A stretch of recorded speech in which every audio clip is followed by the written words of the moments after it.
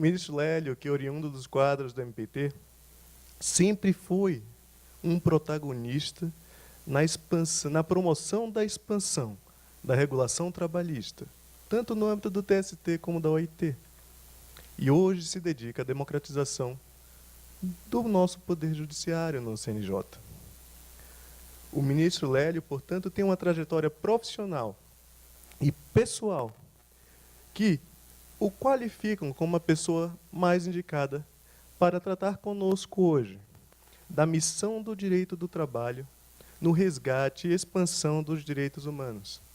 Desafio que, sabemos nós, se torna hercúleo num contexto atual de reiteradas e incisivas agressões aos direitos da classe trabalhadora, que se anuncia sob o falso nome de Ponte para o Futuro. Vamos ouvir agora as palavras sempre tão esclarecedoras e sábias do nosso colega e amigo Lélio Bentes Correia.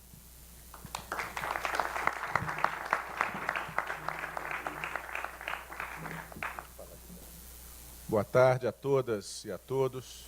O nosso tema diz respeito ao papel do direito do trabalho na promoção dos direitos humanos. E permitam-me começar lembrando uma passagem da vida de Nehru. Nehru foi o primeiro chefe de governo da Índia independente, entre os anos de 1947 e 1964. Discípulo de Mahatma Gandhi, visitou o mestre em busca de conselhos para que pudesse se tornar um governante justo. E de Mahatma Gandhi, Nehru recebeu a seguinte resposta: vou lhe dar um talismã. Toda vez que você estiver em dúvida, com o ego inchado, aplique a seguinte tese: lembre-se do rosto do homem mais pobre e mais fraco que você possa ter visto. E pergunte a si mesmo se o passo que você está pensando em dar vai ter alguma utilidade para ele. Ele vai ganhar alguma coisa com isso? Isso vai devolver-lhe algum controle sobre sua própria vida e destino? Em outras palavras, isso vai contribuir para a emancipação dos milhões de famintos espiritualmente carentes? Então você verá suas dúvidas e seu ego desaparecerem. Esse exercício do talismã, que todos aqueles que exercem a função pública, em qualquer esfera de poder, devem ter em mente, segue absolutamente válido nos dias atuais. Talvez ainda mais válidos agora. Especialmente quando se toma em conta os milhões de crianças, mulheres e homens famintos de alimentos, mas igualmente famintos de liberdade, de respeito, de igualdade, de justiça. Como dar resposta a esses reclamos? Em primeiro lugar, é imprescindível que se dê a essas pessoas um rosto. 22 milhões de pessoas são vítimas de deslocamento forçado em consequência de desastres ambientais no mundo. Desses 22 milhões, 18 milhões e 700 mil estão em países subdesenvolvidos. Outros 60 milhões de pessoas encontram-se deslocados em razão de guerras e conflitos armados. Mais de 800 mil crianças com menos de 5 anos de idade morrem de diarreia todos os anos, devido à falta de acesso à água potável e saneamento. Em média, são 2.200 mortes de crianças com menos de 5 anos de idade por falta de saneamento por dia. A desigualdade na distribuição de riquezas, acentuada por um processo cada vez mais acelerado de concentração de recursos, no contexto da desenfreada globalização econômica, não deixa margem a dúvidas sobre quem são os frágeis a que se referiu Gandhi. A denegação dos direitos econômicos, sociais e culturais tem a cara dos excluídos, especialmente os que vivem em países em desenvolvimento. Em segundo lugar, há que se pôr no lugar do outro, fazer uso da empatia.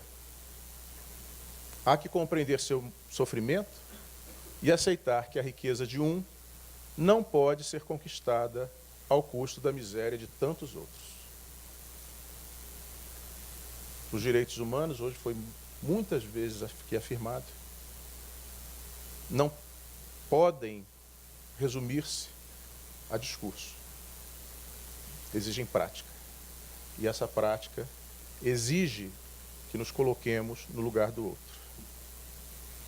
A Declaração de Filadélfia da OIT, de 1944, lembrada hoje aqui pela professora Gabriela Delgado, afirma que a penúria, seja onde for, constitui um perigo para a prosperidade geral. Com efeito, é imperioso que se reconheça no outro um semelhante. Alguém com o mesmo valor intrínseco a todos os seres humanos. Alguém igual em valor a nós, ainda que diferente, único. Há que valorizar a alteridade.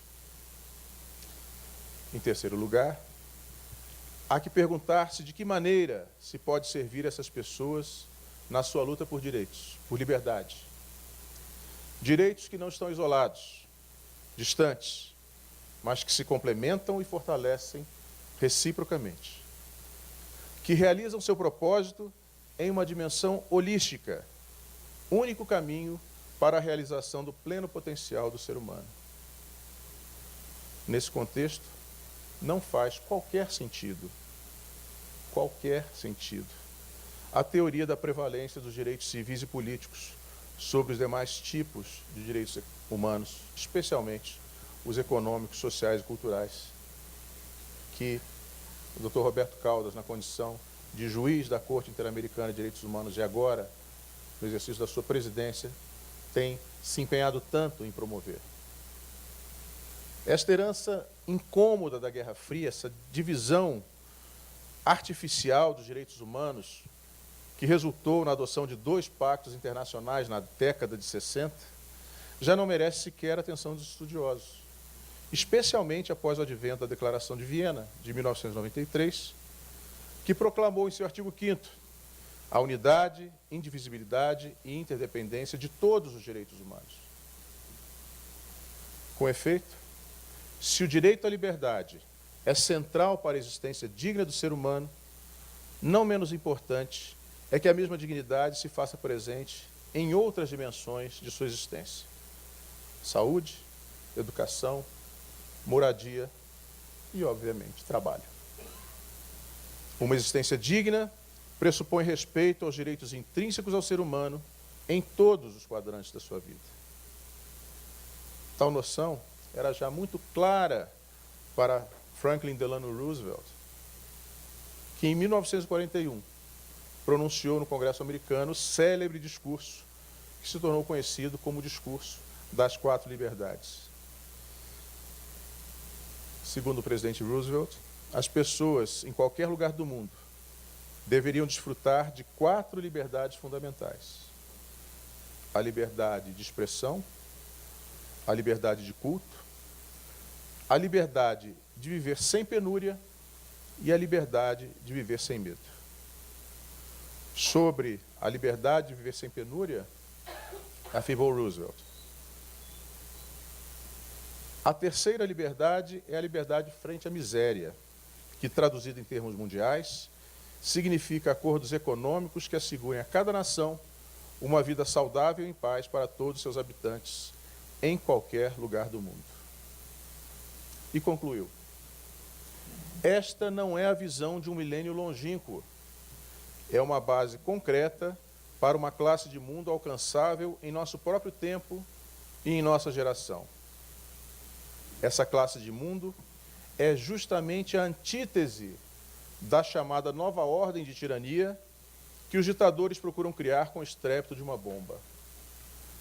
A ordem mundial que buscamos é a cooperação entre países livres, trabalhando juntos em uma sociedade civilizada e amistosa.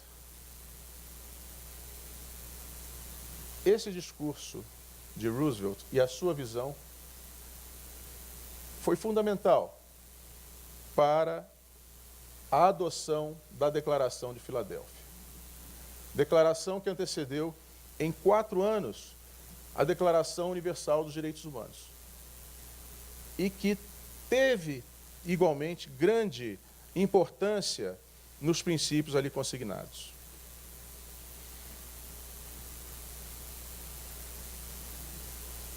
A Declaração de 1948 ressalta a necessidade de se assegurar condições econômicas justas para todas as nações e seus habitantes, como condição para alcançar uma paz duradoura. Em 1944, Roosevelt sentenciou de forma definitiva, após ver todo o processo de degradação econômica da Europa no pós-Primeira Guerra, que resultou na criação do caldo de cultura favorável ao surgimento de uma ideologia libertadora da pátria, uma ideologia salvadora, uma ideologia personificada na figura de um insano que ninguém levou a sério. Decretou Roosevelt: chegamos à conclusão clara de que a verdadeira liberdade individual não pode existir sem segurança econômica e independência. Homens em situação de penúria não são homens livres. Pessoas famintas e sem emprego são material de que se forjam as ditaduras. Essas lições continuam atuais. Centenas de milhões de pessoas têm seus direitos econômicos, sociais e culturais denegados todos os dias, sem acesso a serviços mínimos de saúde, de saneamento, têm negado o direito à educação e ao trabalho decente. Não são, portanto, pessoas livres na verdadeira acepção da palavra. Aqui de manhã, com nosso companheiro Hugo Melo, uma brilhante oração, discorreu sobre a capacidade do direito do trabalho de efetivamente libertar. Embora não se possa falar em libertação no sentido revolucionário da palavra, mas sem sombra de dúvida, o direito do trabalho, devidamente regulamentado e protegido, é capaz de libertar o ser humano da escravidão da penúria. Muitas vezes a violação desses direitos conduz a situações graves de violação da dignidade, como no caso dos 22 milhões de pessoas submetidos ao trabalho forçado no mundo, ou os 168 milhões de crianças e adolescentes submetidos ao trabalho infantil. É o direito do trabalho que procura oferecer resposta a esses desafios. Se é verdade que o trabalho constitui ferramenta hábil a resgatar o ser humano da penúria econômica que escraviza, não menos verdade é que esse mesmo trabalho deve se dar em condições que assegurem a dignidade de quem trabalha. Do contrário, converter-se-á em instrumento de aviltamento e escravização. O trabalho deve ser protegido, digno e decente. É nesse sentido que a Organização Internacional do Trabalho, ao adotar a Declaração dos Princípios Fundamentais e Direitos no Trabalho de 1998, lançou bases para a construção de um patamar mínimo de dignidade a ser observado universalmente. explicitou o compromisso de todos os países integrantes da OIT, independentemente de ratificação de qualquer convenção,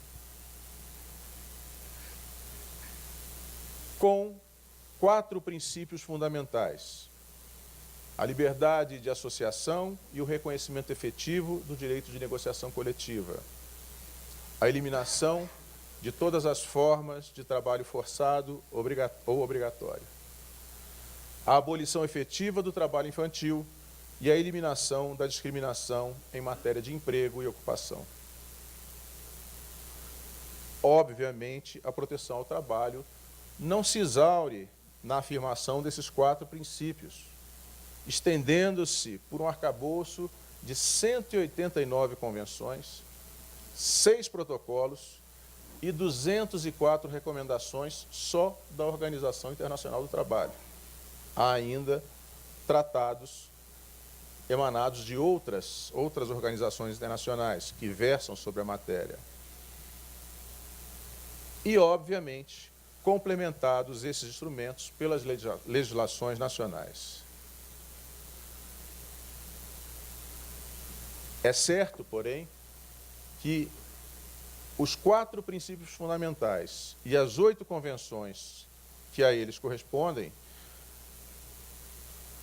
têm, na sua universalização, o passo inicial e necessário para a construção de uma base comum sobre a qual poderão ser erigidos sistemas laborais efetivamente justos e democráticos.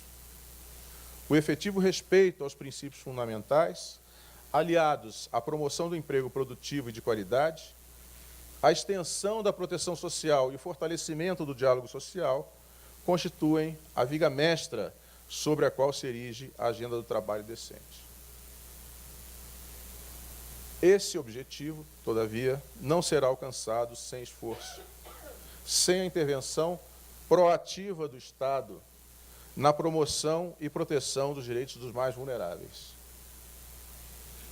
É importante, a essa altura, trazer à lembrança o exemplo histórico da primeira lei trabalhista de que se tem notícia, a Factories Act, de 1802.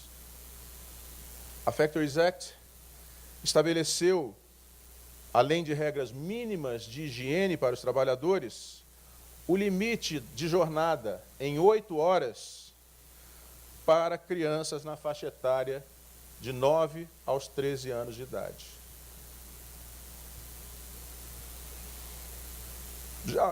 Já para os adolescentes entre 14 e 18 anos, a jornada máxima estabelecida foi de 12 horas.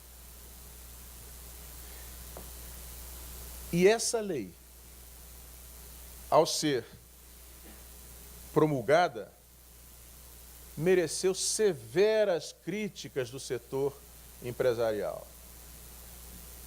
O incipiente setor industrial inglês fez chegar ao parlamento os mais veementes protestos contra essa forma absurda de intervenção na livre iniciativa e ameaçou com o fim da atividade industrial num contexto de hostilidade à iniciativa privada. O professor italiano Raffaele Di Giorgi, ao dirigir-se a magistrados e magistradas no último CONAMAT, realizado em Salvador, na Bahia, lembrou que o direito não é neutro no contexto social.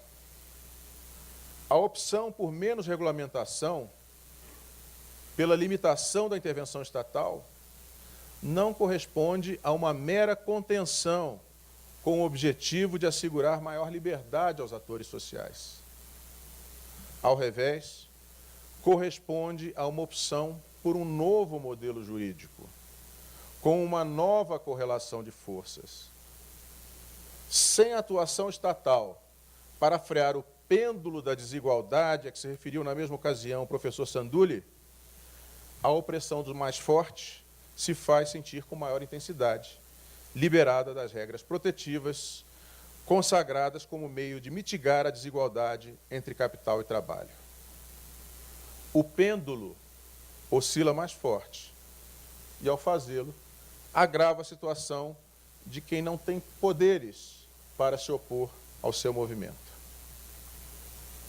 A opção pela liberalização, pela flexibilização, corresponde, portanto, a uma opção política por um modelo que amplia a liberdade econômica em detrimento dos direitos sociais. Um modelo que fragiliza a parte mais vulnerável da relação produtiva, transferindo para ela os ônus e riscos da atividade empresarial. Um modelo que preserva o lucro em detrimento das garantias e direitos dos trabalhadores. Um modelo, afinal, que, ao invés de conduzir ao resgate da dignidade e à libertação da penúria, produz o efeito inverso. Aprisiona, degrada, escraviza.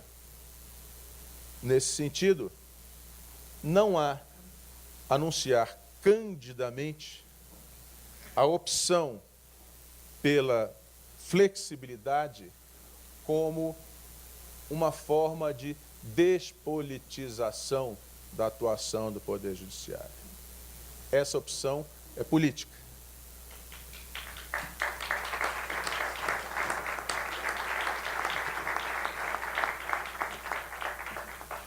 Em discurso dirigido aos participantes do Encontro Mundial de Movimentos Populares em 2014, o Papa Francisco afirmou: não existe pior pobreza material do que a que não permite ganhar o pão e priva da dignidade do trabalho.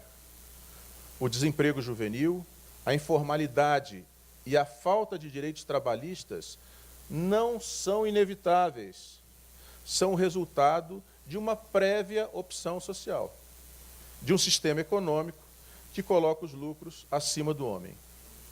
Se o lucro é econômico sobre a humanidade ou sobre o homem, são efeitos de uma cultura do descarte que considera o ser humano em si mesmo como um bem de consumo que pode ser usado e depois jogado fora.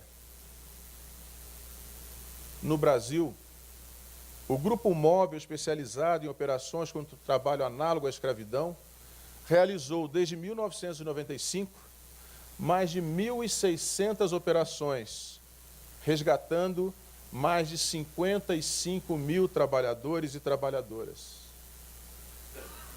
45 mil autos de infração foram lavrados, tanto em áreas rurais quanto em áreas urbanas. Temos uma elevada incidência de autuações em grandes centros urbanos como São Paulo e Rio de Janeiro, especialmente na indústria têxtil e na área de prestação de serviços, inclusive com a identificação pelo Serviço de Inteligência do Ministério do Trabalho do envolvimento de máfias de tráficos de seres humanos para fins de exploração de trabalho escravo no Brasil. Segundo a OIT, os lucros gerados pela exploração do trabalho forçado são estimados em 150 bilhões de dólares ao ano, tornando a exploração do trabalho escravo a terceira atividade ilícita mais lucrativa do planeta, atrás apenas do tráfico de drogas e do tráfico de armas. Lucros ilícitos, extraídos do aviltamento da dignidade de cerca de 21 milhões de pessoas. Cerca de 20 bilhões de dólares deixam de ser pagos, correspondentes a salários e direitos trabalhistas subtraídos, a que se pode agregar os impostos e contribuições sociais sonegados em prejuízo de toda a sociedade. O próprio setor empresarial sofre as consequências da situação que favorece a competição desleal.